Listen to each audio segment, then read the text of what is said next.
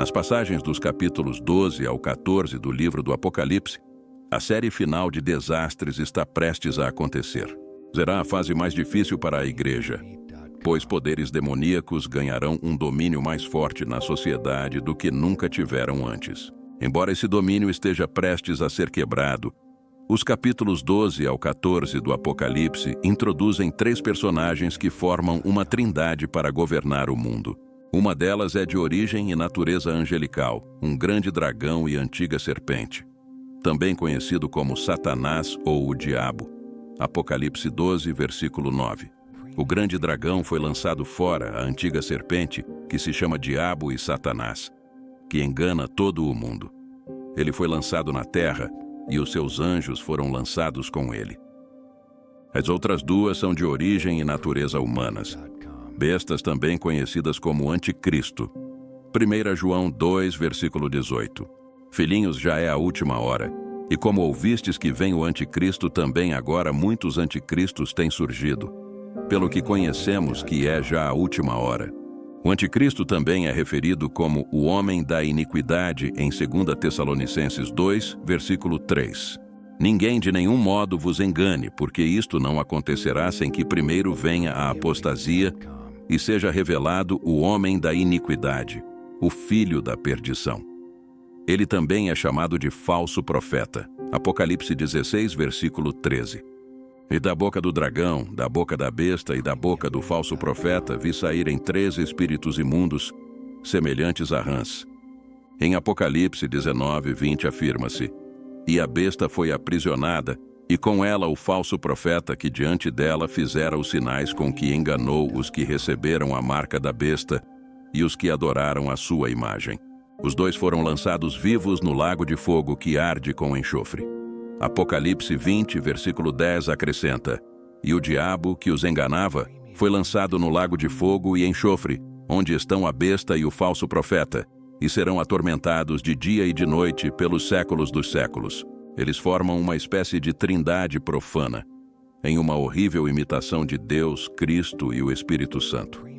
Satanás é introduzido nas tribulações pela primeira vez desde as cartas às 7 igrejas em Apocalipse 2, versículo 9 e capítulo 3, versículo 9. Os selos e as trombetas têm liberado suas cargas na terra enquanto Satanás esteve no céu como um anjo. Ele tem acesso aos reinos celestiais. Efésios 6, 12. Porque a nossa luta não é contra o sangue e a carne, mas contra os principados, contra as potestades, contra os príncipes do mundo destas trevas, contra as hostes espirituais da maldade nos lugares celestiais.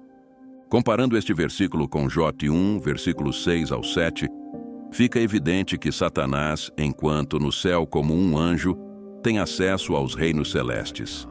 E aconteceu um dia que os filhos de Deus vieram apresentar-se perante o Senhor, e veio também Satanás entre eles. E o Senhor disse a Satanás: Donde vens? E Satanás respondeu ao Senhor, dizendo: De rodear a terra e de passear por ela. A verdadeira batalha entre o bem e o mal está sendo travada nesses reinos, e não é eterna. A batalha entre os anjos bons e maus no céu não durará para sempre, porque as forças são desiguais. O lado do diabo compreende 1/3 dos anjos celestiais. Apocalipse 12, versículo 4. A sua cauda levou após si a 1/3 parte das estrelas do céu e lançou-as sobre a terra. 2/3 são liderados pelo arcanjo Miguel, que conduzirá suas forças à vitória. O diabo será lançado na terra e, mais tarde, será novamente derrotado e lançado no abismo. Apocalipse 20, versículo 3. E lançou-o no abismo, e ali o encerrou e pôs selo sobre ele para que não mais engane as nações, até que os 1000 anos se acabem, e depois importa que seja solto por um pouco de tempo. Enquanto isso, nos poucos anos que lhe restam, sua raiva e ressentimento estão focados em nosso planeta. Sem poder desafiar diretamente a Deus no céu, ele declara guerra ao povo de Deus. Abaixo, é uma ação de retaguarda realizada na esperança de preservar seu reino na terra, por meio de governantes marionetes, um político e outro religioso. Até o momento, a mensagem contida no livro do Apocalipse permanece clara, embora desafiadora para a imaginação. No capítulo 13, somos apresentados às duas bestas, sendo a primeira e mais proeminente uma figura política, um ditador mundial que impõe um regime totalitário sobre todos os grupos étnicos conhecidos.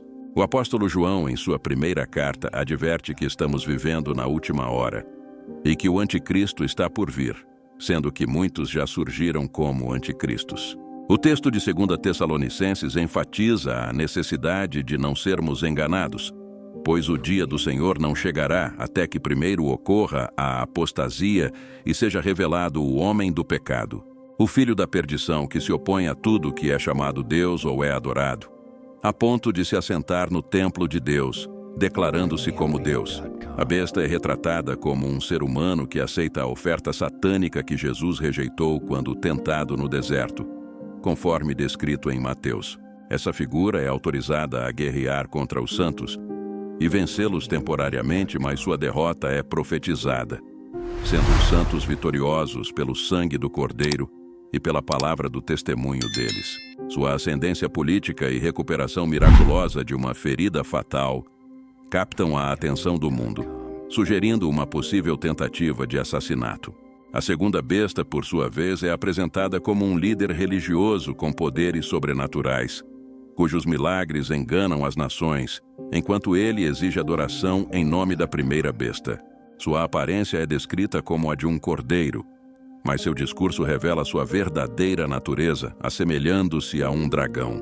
Seu golpe mais impactante não é apenas seus milagres, mas seu controle sobre os mercados, onde apenas aqueles marcados com um número especial serão autorizados a comprar e vender, excluindo assim judeus e cristãos fiéis. Apesar dessas descrições horripilantes, o capítulo 14 do Apocalipse oferece um vislumbre de esperança, destacando um grupo de pessoas que permanecem fiéis ao Cordeiro, em nítido contraste com aqueles que se rendem ao sistema. Esses fiéis carregam o nome do Pai do Cordeiro em suas testas e são conhecidos por sua integridade e pureza. A incerteza quanto à sua localização, no céu ou na terra, é levantada, mas o contexto sugere o primeiro.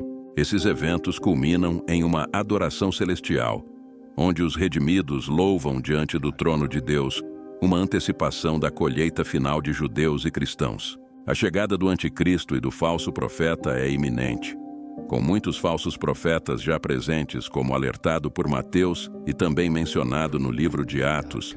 A mensagem é clara. Devemos permanecer vigilantes e fiéis, pois enfrentaremos desafios universais de apostasia e engano, representados pelo falso profeta e pelo anticristo, antes da redenção final e da adoração eterna ao Senhor. Enquanto os eventos do Apocalipse se desenrolam diante de nós, a promessa de um novo amanhecer continua a brilhar no horizonte. Apesar das provações e tribulações, o espírito humano persevera, buscando a luz mesmo nas mais densas trevas, porque no fim das contas é o amor que nos une, é a esperança que nos sustenta e é a fé que nos guia através das tempestades. Então, enquanto nos preparamos para enfrentar os desafios que estão por vir, mantenhamos nossos corações abertos, nossas mentes alertas e nossas almas firmemente ancoradas na verdade. Porque no final, mesmo nas sombras mais escuras, a luz da esperança brilha intensamente, iluminando nosso caminho rumo a um novo amanhecer. Que possamos sempre lembrar que no final a luz sempre triunfa sobre as trevas. Este é o encerramento de nosso vídeo. Que a paz esteja com todos nós. Amém.